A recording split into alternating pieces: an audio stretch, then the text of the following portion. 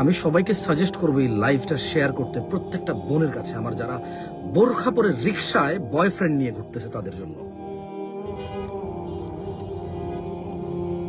আচ্ছা বোন,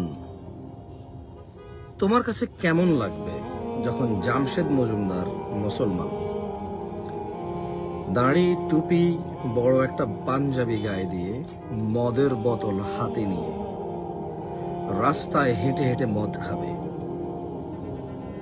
তখন জামশেদ মজুমদারকে তোমার কেমন লাগবে?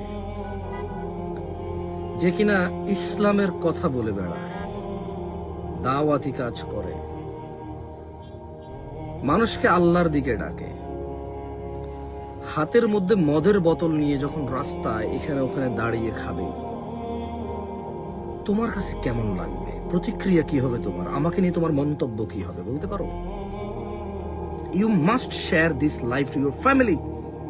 আপনার মেয়েকে শেয়ার করবেন, আপনার বোনকে, আপনার আপা, আপনার খালা, আপনার ফুফিকে শেয়ার করবেন, ইভেন আপনার মাকে শেয়ার করা উচিত আপনার এই লাইফটা। কারণ আজকে কথা হবে বোনকে নিয়ে। কেমন লাগবে তোমার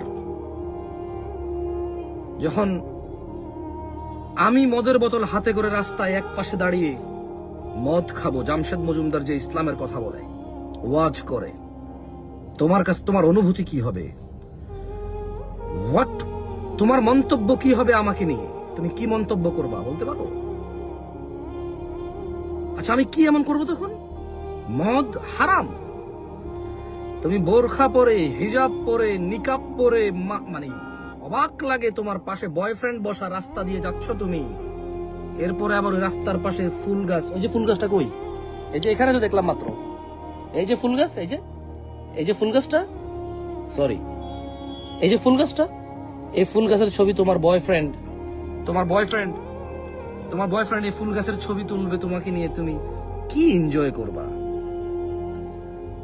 আমার হাতে মদের বোতল দেখলে তোমার যেমন লাগবে, তুমি বোরখা পরার পর বয়ফ্রেন্ড পাশে বসালে আমার এমন লাগে।